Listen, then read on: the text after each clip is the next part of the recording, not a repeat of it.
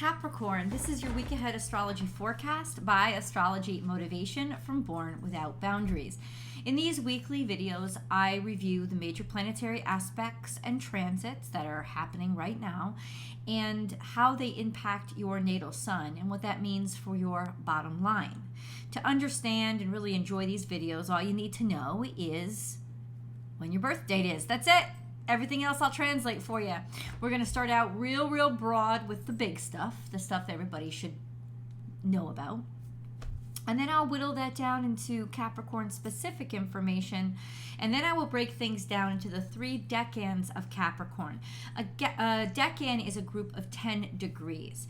And by breaking things down into ranges of 10 degrees, I can tell if your natal sun is located based on where your natal sun is located, how it is being impacted, or what aspect it is creating to other planets. An aspect is the relationship or energy that comes out of the angle that 2 planets have in relationship to each other. So by telling where your natal sun is, by understanding where your natal sun is, I know it's not fortune telling about where your natal sun is. I can estimate where your natal sun is based on your birth date, right? And if you know where your natal sun is because you have your birth chart, well, then it'll just make sense to you flat out. But I will also give you those birth date ranges, and from that I can decipher how your natal sun is being impacted. And you'll see that all Capricorns are definitely not being impacted the same way by the same planets. So let's get into it. We're going to start with the big stuff. This is the week of July 26th through the 1st, 2023. The big stuff. The major transit that's happening right now or that's going to be happening this week is Mercury. Mercury is headed from Leo, where it is very bold and blunt, into Virgo, where it is very pragmatic and systematic and organized and thoughtful of basically planning things out long term. The information has to make sense. It all has to fit. And Mercury in Virgo is just kind of brilliant at putting things into the correct place or figuring out complex ideas and simplifying them. So that could really be very helpful at this time, since we know that there's been a lot churned up and a lot of things that don't make sense because of all the changes that have been happening. This is really nice energy and helpful energy. Now, Mercury is busy in other ways too. So that happens on the 28th. Mercury is busy in other ways too, though.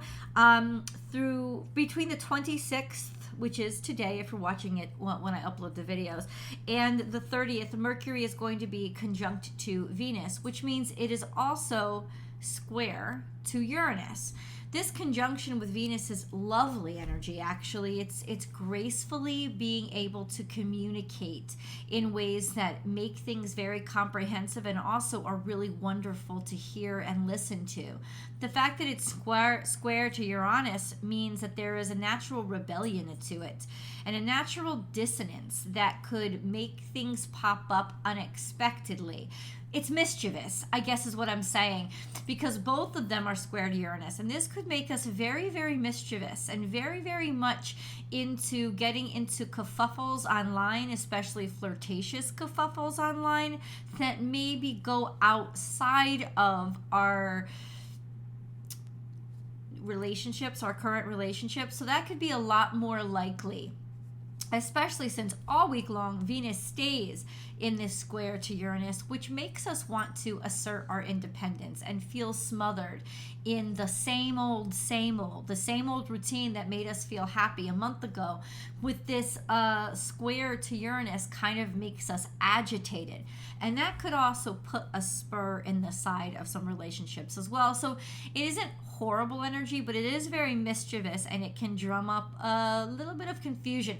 I feel like Mercury conjunct Venus square to Uranus makes me think of the William Shakespeare play, A Midsummer Night's Dream.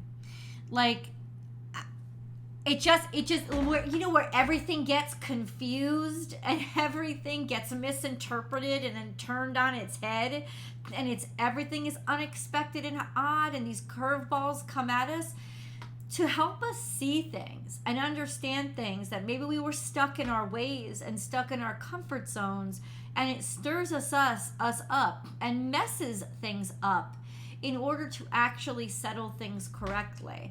If you haven't read it, go read the play. It's clearly one of the most brilliant works of literature, but it reminds me of this energy. It's very mischievous. There's a lot of trouble that brews, but nothing terribly serious.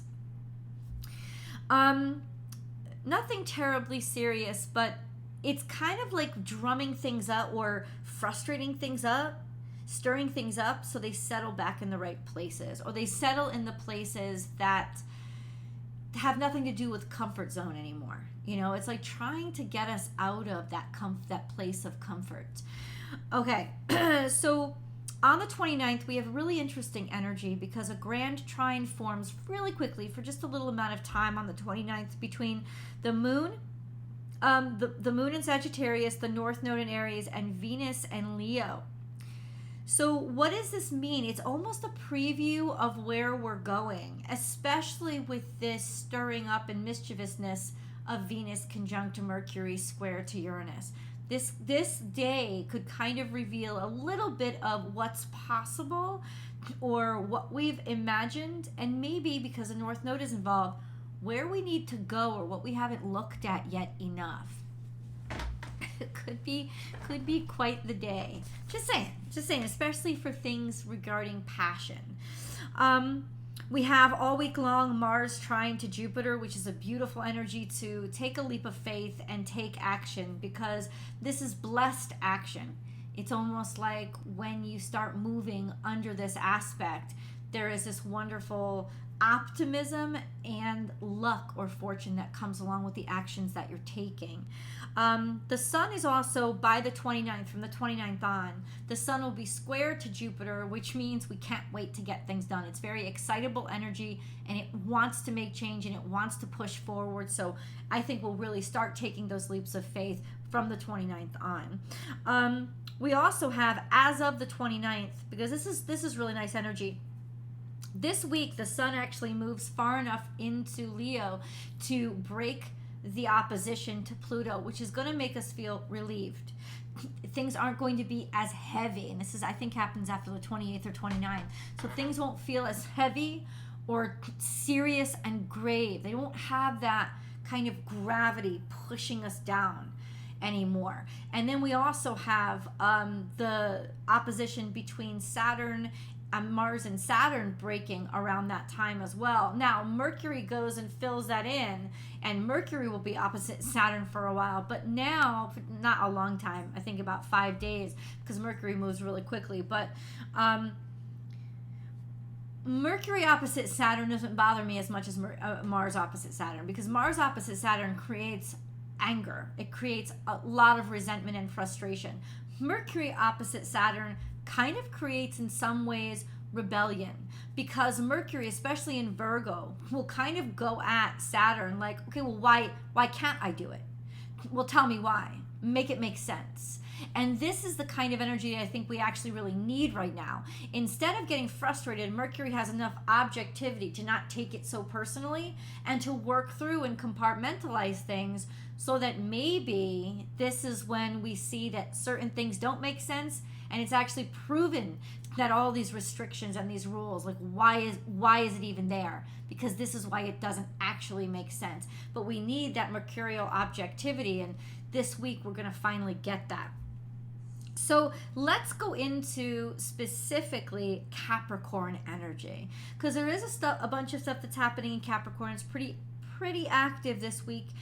We'll get into it. So what do I look at? I look at Capricorn, what's happening in Capricorn, and then I look at what's happening with your ruling dignitary, Saturn, because somehow that always kind of flavors your week. Our ruling dignitaries are more important than I think we give attention to enough. So we're going to look at both those things. In Capricorn, we have two things happening. First of all, Pluto in retrograde is actually moving deeper into Capricorn now. It's retrograding back to 28 degrees this week. So that's in the third decan of Capricorn. And then we also have the moon between the 29th, like the end of the 29th through the 31st.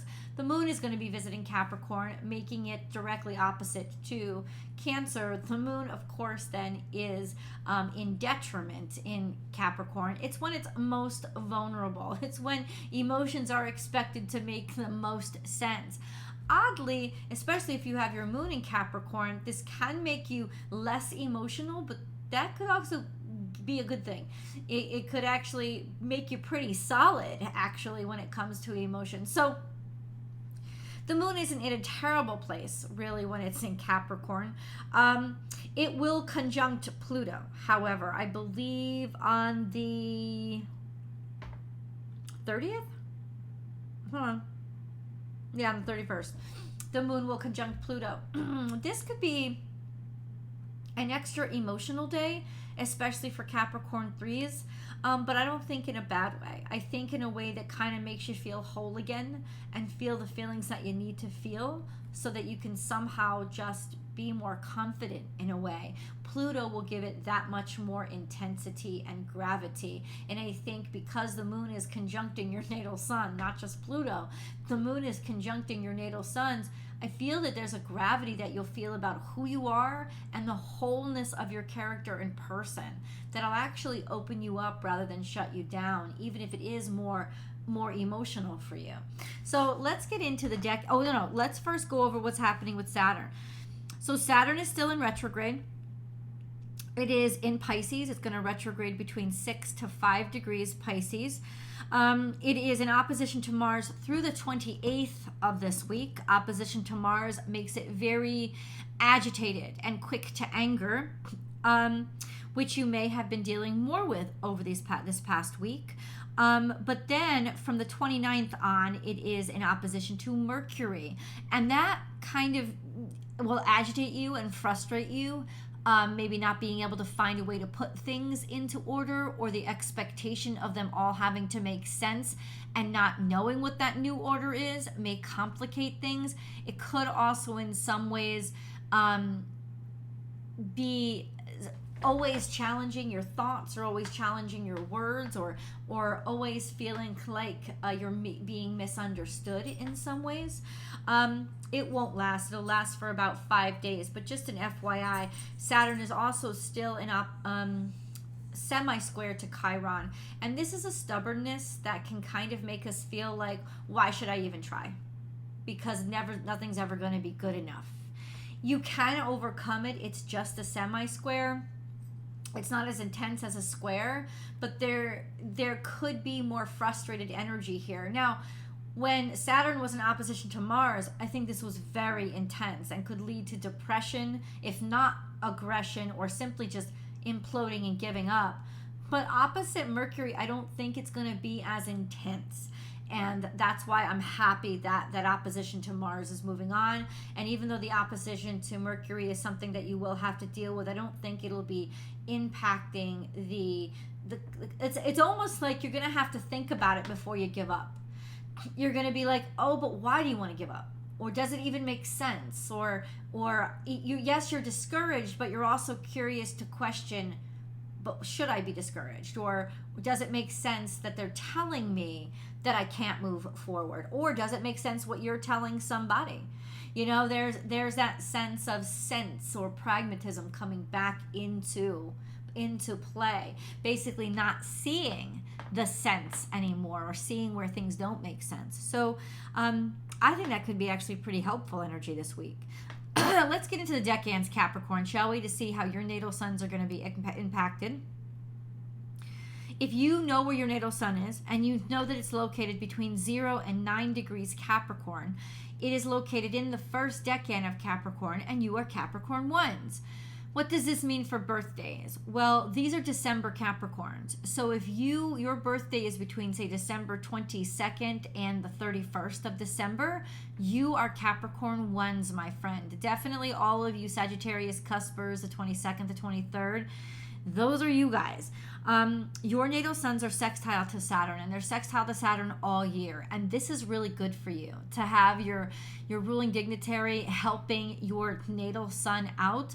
This means great pushes forward and opportunities when it comes to work or building out your vision into the world. So building out your own business, entrepreneurship, all of those things going really, really well, or really figuring out laws, rules, and regulations and figuring out how to use them to your advantage.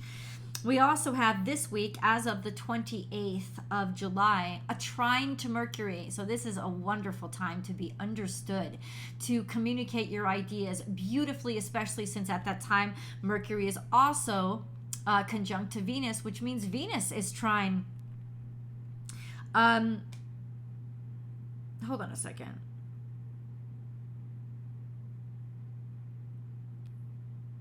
Oh, I understand. No. All right, as of the 28th, because Mercury is going into Virgo at that time. I think if you're at the cusps, though, say you are a Sagittarius cusp,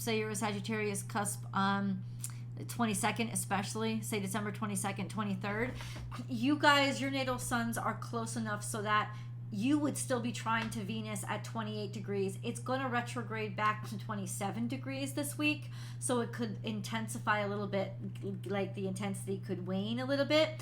But when your natal suns start to be trine to Mercury on the 28th, it will still be conjunct to Venus. So this is actually a beautiful frickin' day for you guys to really be heard, to be seen, to be reacted to favorably, and to be able to communicate yourself not only intelligently, but eloquently as well. That's a good day.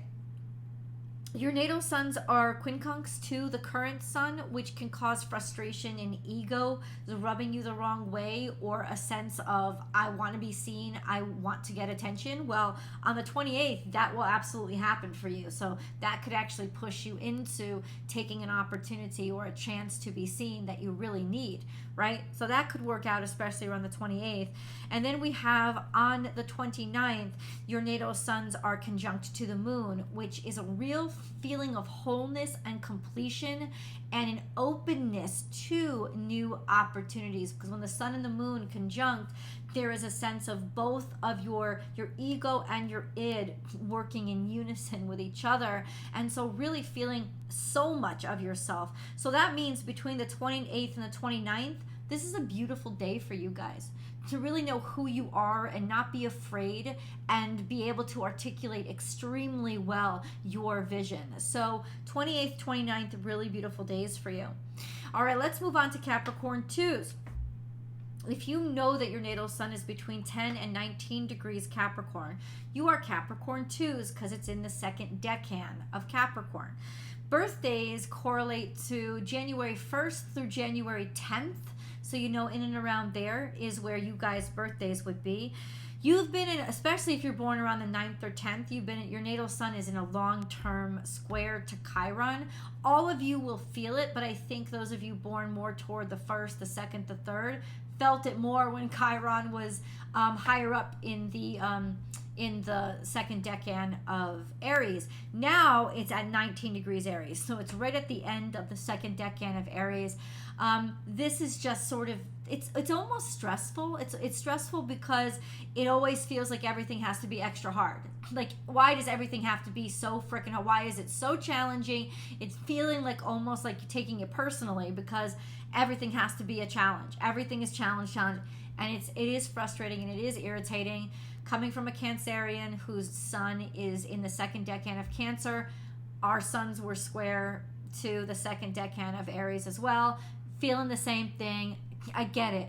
Frustration. Always feeling challenged, especially with you guys feeling like your authority is challenged, or feeling like your authority in work is challenged, or maybe even your family. A sense of always feeling like you're constantly being challenged and it's got to be extra difficult. This will eventually move on, but Chiron is does move slow, so it will stay in the final decan, in that final degree of the second decan for a while. And even then, you guys born more around the 9th, 10th will feel it for a year afterward anyway. So just an FYI, it is a feeling. It's trying to challenge you so that you can get stronger and know better and understand things more intimately than other people do. Just an FYI.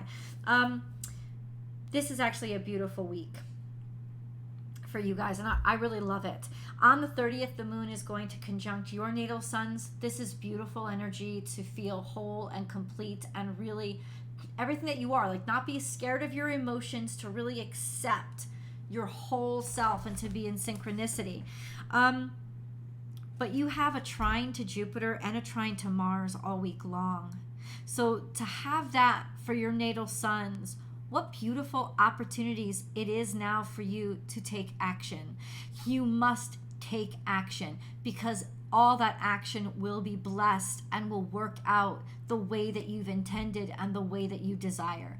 This is an opportune time to really get out there and make moves and make waves and do what you got to do, because whatever you're focusing your energy on, especially putting your energy into, that progress will lead to something beautiful.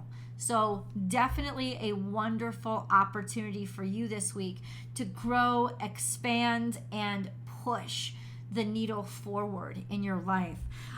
You do, if you're born around the 8th, 9th, or 10th of January, your natal suns are semi-square to Saturn, so that could cause a little bit of irritation or a feeling of you're dealing with just an extra sort of stubbornness when it comes to dealing with authority figures or responsibilities, but it's nothing that will slow you down, especially not this week.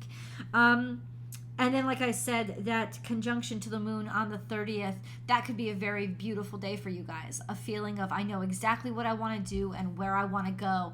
Aim it.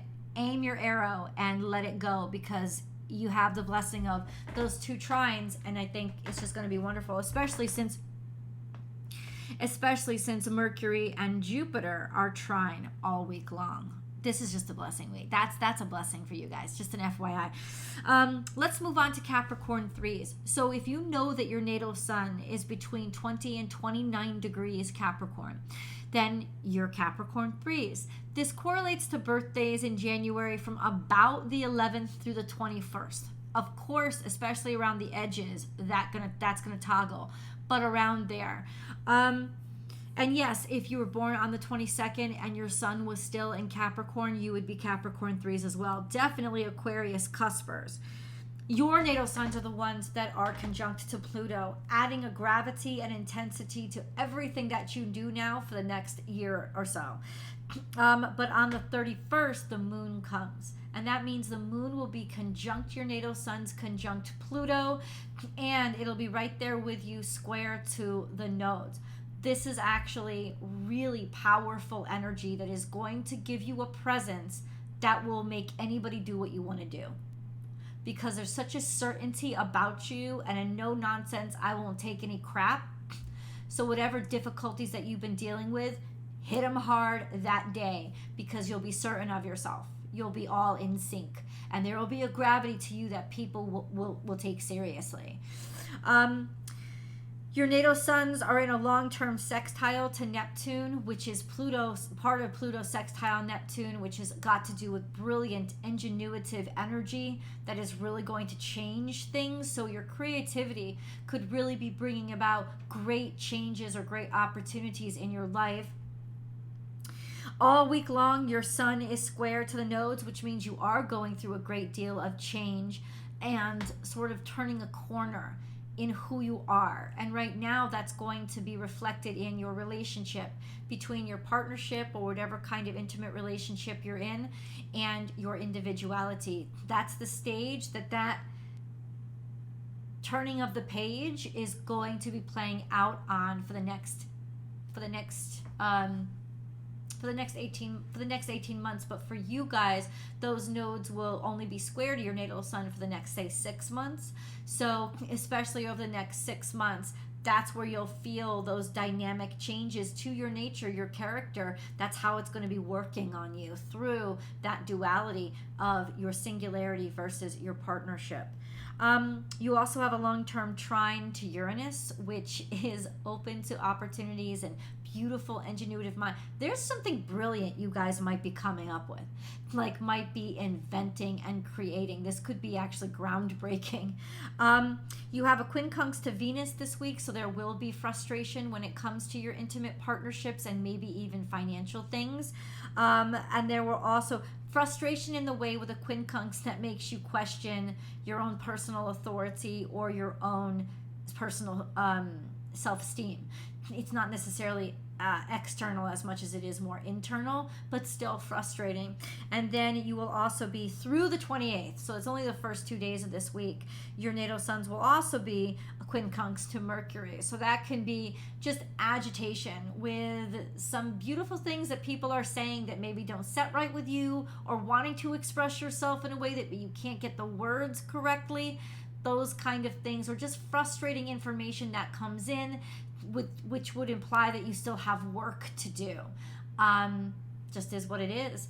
Let me know in the comments below. I love you guys. Please remember to subscribe over here to help astrology motivation grow, and then come on over to Born Without Boundaries Tarot for your week ahead tarot card reading. I love you guys, and I will talk to you next week.